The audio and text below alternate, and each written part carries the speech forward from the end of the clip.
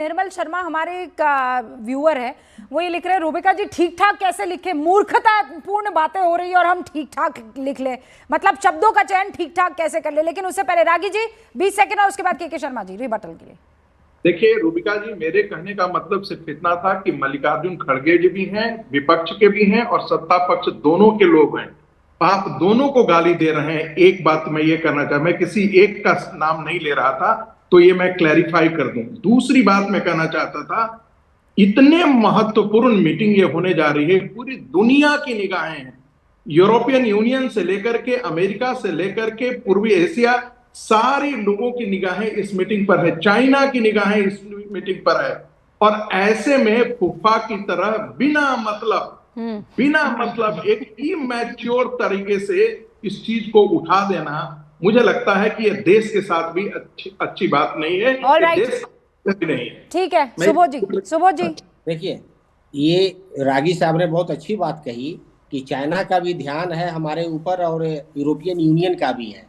अभी 2 दिन पहले ही जो रशियन टीवी है उसमें जो क्रेमलिन के जो स्पोक्स पर्सन है क्रेमलिन की, उनसे जब पूछा गया, इंडिया टुडे के राज चिन्नप्पा साहब ने पूछा कि अगर इंडिया और चाइना में अगर युद्ध होता है, क्राइसिस में होता है, तो रशिया कहाँ खड़ा होता है, तब उनका जवाब था कि हमारे चाइना के साथ नो लिमिट रिलेशनशिप है और मैं चाहता हूं कि भारत के साथ भी ऐसा ही बने। इसका मतलब ये था कि जितना अच्छा रिलेशन चाइना का रशिया के साथ आज के दिन में है, उतना अच्छा रिलेशन इंडिया का चाइना के साथ नहीं है। अच्छा। अभी पिछले दिन ही आप देखिए, ईयू के जो एम्बेसडर हैं, जो इंडिया के हैं, वो कह रहे थे कि भाई यूरोप में सिक्योरिटी का इश्यू है, तो हम मोदी साहब से ये जानना चाहेंगे कि उनका क्या व्यू है इसके ऊपर।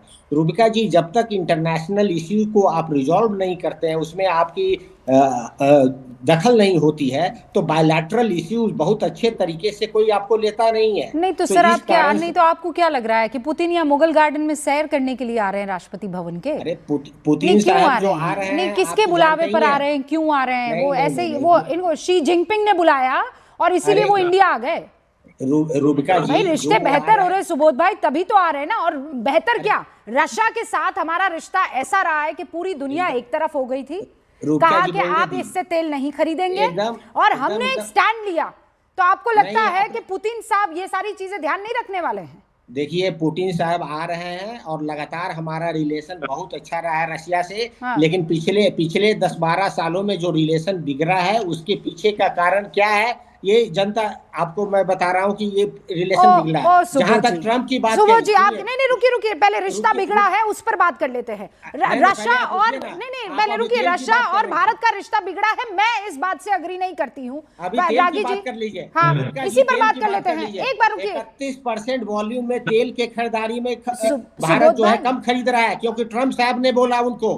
ट्रम्प साहब अब कह रहे हैं कि भैया आप रशिया से मत तेल खरीदो। तेल खरीदना इन्होंने बंद कर दिया, आपको पता ही होगा। तो देखिए, जो रिलेशन है अभी इंटरनेशनल वो तो हम पे अगर आप आपूर्ति के मसले पर करेंगे ना सर, वो ट्रम्प के कहने पर करते। आप लोग एक तो सुनिए सर, आप लोग नैरेटिव, ये मुझे अभी अजीज भाई नहीं सर, आप गलत नैरेटिव सेट कर देते हैं, गड़बड़ नैरेटिव। सबसे पहले एलओपी साहब ने गलत नैरेटिव सेट किया कि हमको बाहर के राष्ट्राध्यक्षों से मिलने नहीं दिया जाता है। हमने डेट वाइज बता दिया कि कब उन्होंने किन से मुलाकात की। फिर अजीज भाई बोले क्या ऑपरेशन सिंदूर में सरकार पहले भी कर गई, यानी आपका नैरेटिव झूठा निकला कि सरकार इनसिक्योर है, क्योंकि वो तो लेकर गई है उन तमाम सांसदों को भी जो आप लोगों की तरफ से चुनकर वहां सदन में पहुंचे हैं। फिर आप ये कह रहे हैं कि रशिया और हिंदुस्तान का जो रिश्ता है वो इन 15 सालों में खराब हो गया है, जबकि भारत इकलौता वो मुल्क था जो रशिया के साथ खड़ा दिखाई दिया था। जबकि ट्रम्प भैया क्या कह रहे थे, नहीं मानोगे तो देखना मैं और टैरिफ, या तो टैरिफ लगाया इसलिए क्योंकि हम नहीं माने, और अगर मान गए तो फिर सर आपकी बात तो झूठी हो गई। अनंत विजय जी, फिर के शर्मा जी आ रही हूं आपके पास।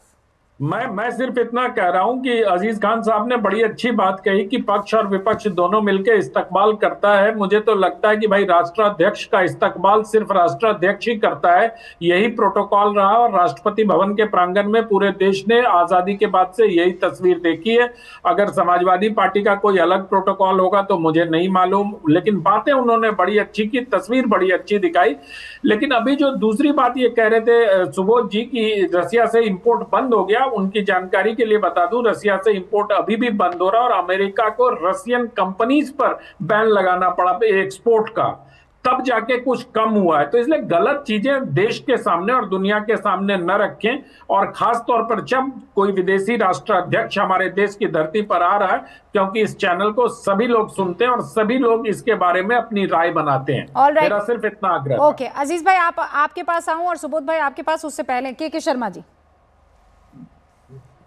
जी नहीं, मुझे अभी आश्चर्य है कि समाजवादी पार्टी के प्रवक्ता एक ज्ञान दे रहे थे कि ये जो है जी वरुण जी नेता प्रतिपक्ष को भी साथ लेके जाइए और साथ में वहाँ पर इस्तकबाल कीजिए, मिलिए।